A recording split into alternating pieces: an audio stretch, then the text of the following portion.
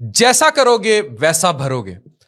मैं बार बार ये बात बावर कराता हूं कि चंद फैमिली वीलॉगर्स ने, जिनकी बुनियाद रखने वाले जो लोग थे, वो सब एक्सपोज हो गए झूठे कोर्सेज की शक्ल में। उन्होंने कहा हम कोई उस्ताद थोड़ी हैं, फिर कोर्सेज भी ले आए। 7 साल की ये कहानी है। शाम इदरीस ने रिएक्ट किया और ये कहानी वहीं से शुरू हुई थी, इसका कारमा भी वहीं एंड होगा।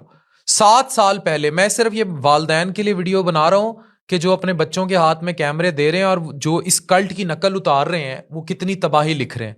एक लड़का, इसको डकी भाई कहते थे, रोस्टिंग वीडियोस थी। रोस्टिंग वीडियोस क्या थी? शदीद गंदी गालियां थी। वीडियो गेम का एक स्ट्रक्चर आ जाता था जिसमें गंदी किस्म की गालियां शुरू हो जाती थी। नया नया ट्रेंड जो है ये शुरू हुआ था 2017 में। वायरल होने और मशहूर बनने के लिए इसने अपनी पहली वीडियो, जो बिल्कुल मशहूर उस टाइम एक वीलॉगर थे शाम इदरीस, उनको ट्रोलिंग का निशाना बनाया। ट्रोलिंग क्या, सीधी सीधी गालियां दी। इसने उन गालियों को रोस्टिंग का नाम दिया और उस रोस्टिंग के नाम पर शाम इदरीस और उसकी फैमिली के खिलाफ घटिया अल्फाज बोले, पर्सनल अटैक किए।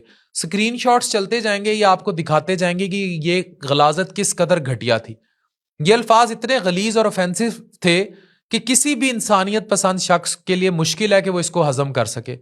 इन्हीं अल्फाज की वजह से उसकी बेगम पर अटैक भी हुआ शॉपिंग मॉल्स में, और शाम इदरीस बिल्कुल जिंदगी में पीछे चला गया।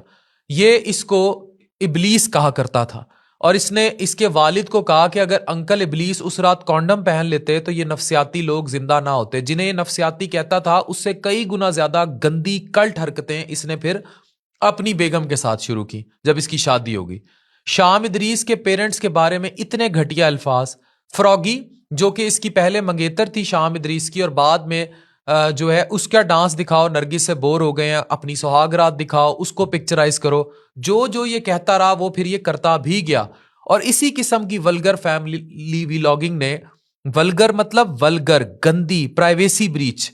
प्राइवेसी ब्रीच थोड़ा सा और हो जाए तो उसे पॉर्न कहते हैं। उसने एक नस्ल बर्बाद कर दी। जो आजकल आपको छोटे बच्चे कैमरे दिखाई देते हैं और जो वालदैन फखर से कहते हैं कि हमारे बच्चे जो हैं ये व्लॉगिंग करते हैं, वो इससे ये किरदार था जिसने बर्बाद कर दिया। इसके जरिए हुआ ये कि उसको फेम मिला, मैसिव फेम मिला, और एक टॉक्सिक एग्जाम्पल सेट हो गई।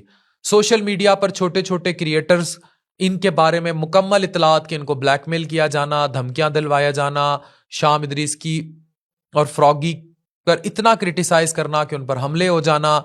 इसके बाद कुछ कल्ट लोगों को साथ मिला लेना, उनके साथ स्क्रिप्टेड लड़ाइयाँ, स्क्रिप्टेड प्रैंक्स, स्क्रिप्टेड किस्म के कंटेंट करना।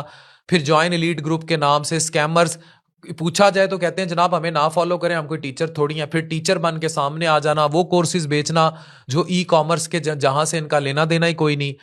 और फिर उन लोगों के साथ जिनकी कोई नंगी वीडियोस लीक है या कुछ है, इस किस्म के प्रैंक्स करना। असल टारगेट हमारी यूथ थी, शाम इदरीस भी नहीं था।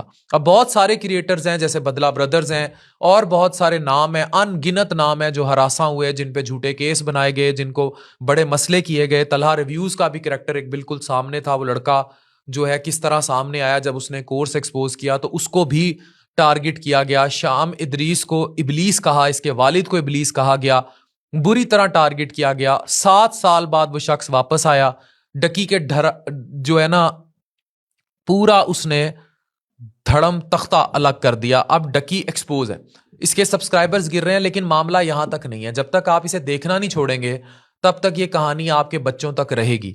अब इस गलाजत का बहुत बड़ा मसला है। हम घरों में झांकते हैं, हमें प्राइवेसियां देखने की आदत है। प्राइवेसी ब्रीच एक माइंड सेट है कि लोगों को सिरोटोनिन, उनको बूस्ट मिलता है, मतलब उन्हें खुशी मिलती है शॉर्ट टर्म लोगों के घरों में झांक के। ये जो साइकोलॉजिकल फिनोमिना था, इसका फायदा भी इन्होंने उठाया और इस कदर बर्बादी लिखी कि आप तसव्वुर भी नहीं कर सकते। पॉर्न एडिक्शन जो है, या पॉर्न में इंतहा को चला जाना भी यही है कि हमें अंदर तक प्राइवेसी देखने की आदत है। तो ये उसी की एक सॉफ्ट पॉर्न एग्जाम्पल है। 7 साल बाद शाम इदरीस तो सामने आ गया, लोग उसको सपोर्ट भी कर रहे हैं, लेकिन मेरा सवाल फिर यही है कि क्या इस किस्म का कल्ट कंटेंट, जिसमें बेगम के मुंह पर गंदे किस्म के मेकअप मलना, उसके बाथरूम में घुस जाना, इतनी गलीज बातें कि जनाब मैं फ्लश नहीं करके आता, ये मेरा जाके फ्लश करती है, मेरे से इतना प्यार करती है, असले की नुमाइश, कानून की धज्जियां बखेरना, मादियत नस्ल में घुसा देना, बड़ी बड़ी गाड़ियां, घर दिखाना। मेरा सवाल फिर नस्ल के वालिदैन से है, इसी से फिर टिकटॉक लाइव कल्चर जन्म लेता है जिसको ये लोग सपोर्ट करते हैं, जहां से बड़े बड़े शेर चीते मारे जाते हैं, लोगों की लड़कियां दुबई अबू धाबी पहुंच जाती हैं।